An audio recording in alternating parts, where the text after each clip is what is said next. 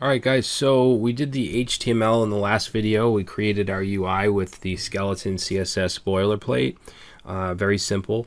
Now what we're going to do is add our JavaScript. So in the app.js file, I'm just going to paste in just the set of, I guess, functions or rules that this game is going to follow and things that we need to do. So players must guess a number between a minimum and a max that we can change within the script. Players they get a certain amount of guesses, which we can define. Notify the player of the guesses remaining. Notify the player of the correct answer if they lose, and then let the player choose to play again. Okay, so these are the main rules of the game. So first thing we'll do is create our variables. So we have game values. Now these I'm actually going to define with let.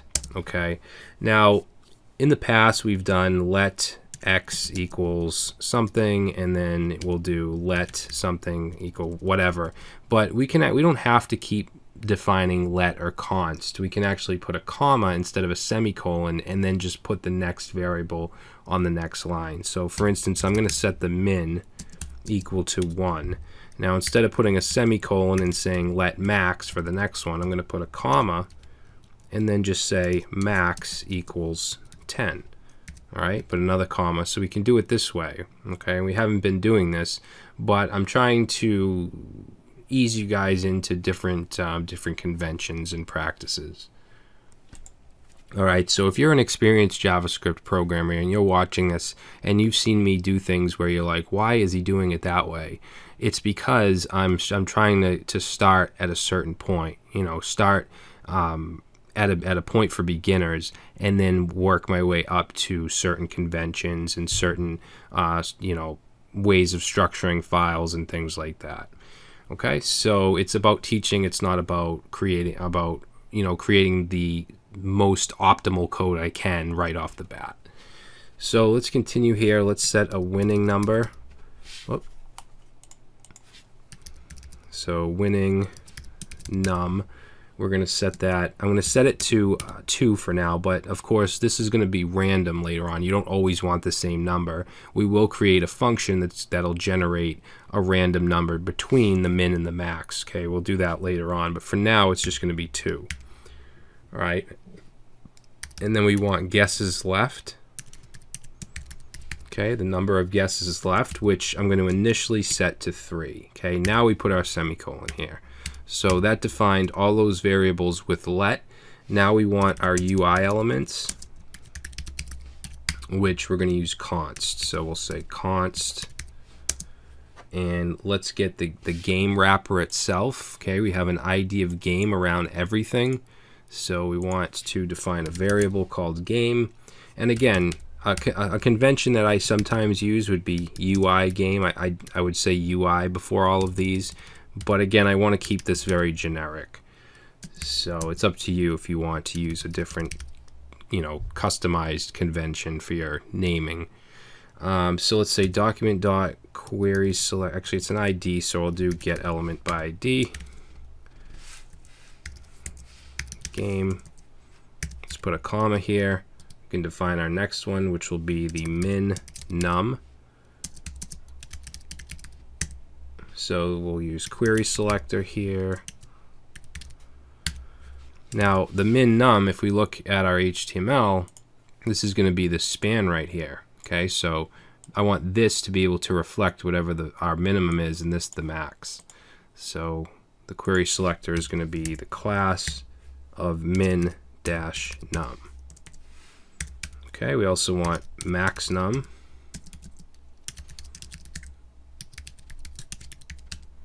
So this will be class of max num. Let's see, we also want the button, the guess button. So let's say guess btn. Change this to the ID of guess button. What is it? I think it's guess dash btn. Let me just check that. No, wait a minute. I'm sorry guys, they put guess value here. This should actually be guess btn. Yeah, so we have guess input and guess btn. All right, so that's guess btn. Actually, you know what? Let's just use query selector for all of these. So we'll just throw a hash in here just to be consistent. So guess button. What else do we need? We're going to need the guess input. Actually, let's just copy this down. So guess input be guess dash input. And then we just want our message. Okay, remember we have that paragraph of message. And I believe that's a class. And why do I have a dot here? This isn't right. So this will be dot message, and that's talking about this paragraph right here. All right, so those are the UI elements. Now I want to assign, this should be a semicolon. I want to assign the minimum and maximum here. So whatever we have specified here should show up in the UI. So let's say assign UI min and max, and we can do that by just saying min num dot text content equals, and then we're going to set it to min. Okay, max num dot text content, we're going to set to max. So let's save that. Now we can get rid of the 10 and the 1 right here and save, and we still get 1 and 10. If I were to change this variable to 4 and save, now it's between 4 and 10. All right, so it's dynamic. So now what we want to do is create our event listener for this button. So this button has a variable of guess button. So let's go ahead and say, actually we'll put a comment here. We'll say listen for guess, and we'll say guess btn dot add event listener. We want to listen for a click, and then we want to call a function.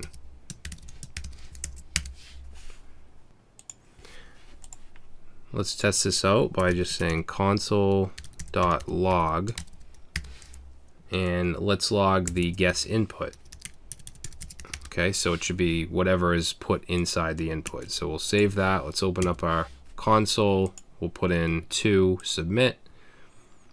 Now it's going to give us the actual input, but what we want is the value. So dot value 2, and then we get 2. Now notice how this is black. This means that this is a string, and when we do our comparison and stuff, we need this to be a number.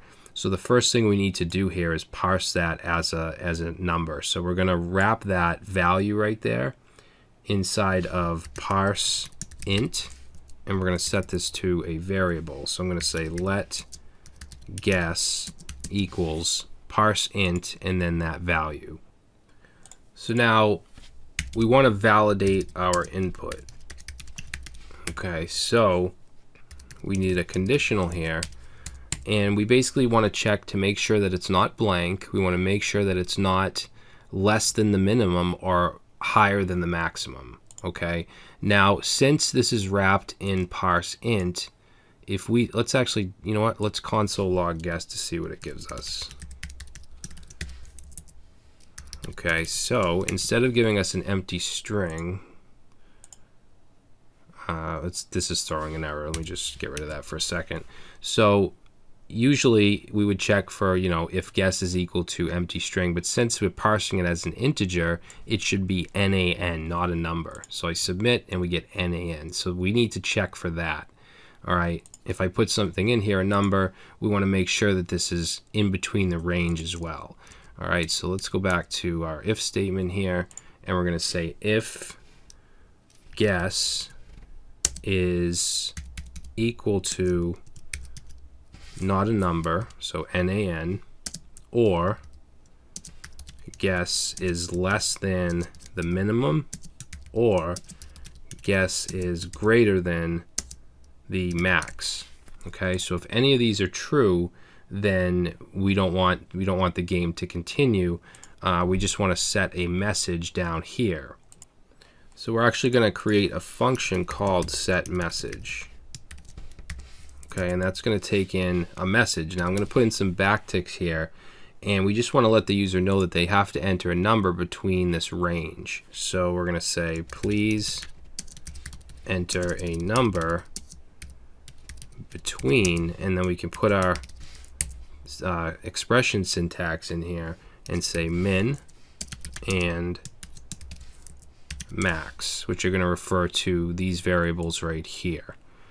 All right, so let's go ahead and let's go down here and create that function.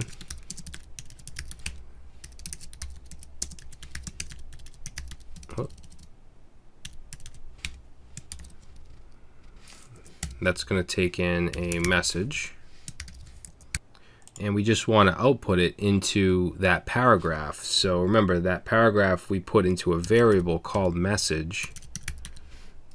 So we're going to say message.textContent equals, and then whatever the message is.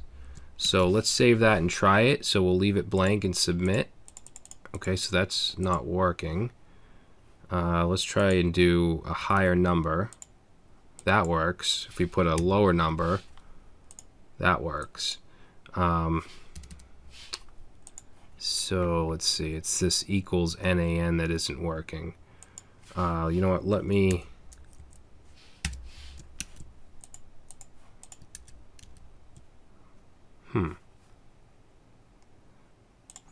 I'm sorry guys, I had a brain fart here. We can't do this. What we want to do here is we want to use the function isNaN like this. So isNaN and then pass in guess. So let's try that. There we go. Alright, so if we put in something that's actually in the range, like 3, let's reload. 3, submit, and we don't get the error. We don't get the message. Now, I want the text to be red. Okay, if it's something, if it's one of these, this is basically an error. So we can set the color by saying message.style.color equals red, right? So now if I submit, it's red. But I also want to use setMessage to show regular messages that are not errors, and I don't want them to be red if it's just a regular message. So what I'm going to do is I'm going to add an extra parameter to this function called color. Okay, and then we're going to set the color to whatever's passed in, and then we can simply go up here to set message, pass in a second variable or a second value of red.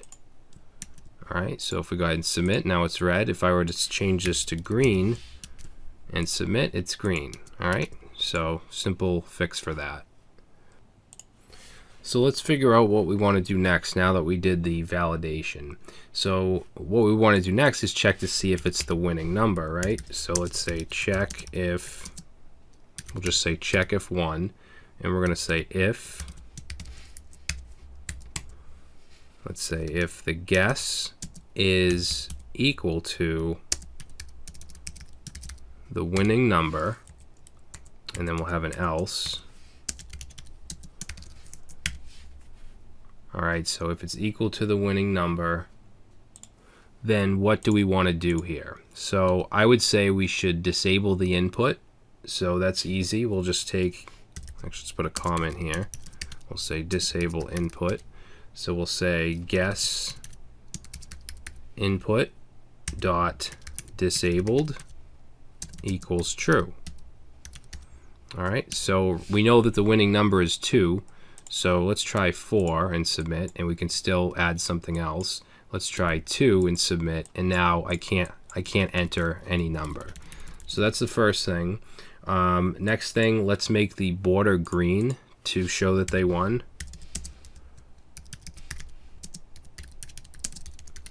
So we can do that by taking the input. So guess input dot style dot color. I'm sorry, not color, border color. So border color, we're going to set that to green. Alright, so let's try it. we'll put a 2 in, submit, and the border is now green. So now what we want to do is let the user know that they won. So we can call set message, and let's put some backticks in here, and we're going to say we'll put our variable winning number or winning num, and we're going to say is correct. All right, and then let's set in a second parameter of the color, and we want to make it green. Okay, so it should be a green message. So let's try that out. Let's save. If we put in a 3 or something, nothing happens. We haven't taken care of that yet. But let's put in 2, and we get 2 is correct. We should probably say you win. So we'll say 2 is correct. You win. There we go. All right. So I think we're going to stop here, guys. In the next video, we're going to handle the situation where they lose. All right, so we're going to want to subtract from the number of guesses, which is this, our guesses left, and we're going to want to notify them how many guesses they have left, and notify them that the number they entered was wrong. All right, so I will see you in the next video.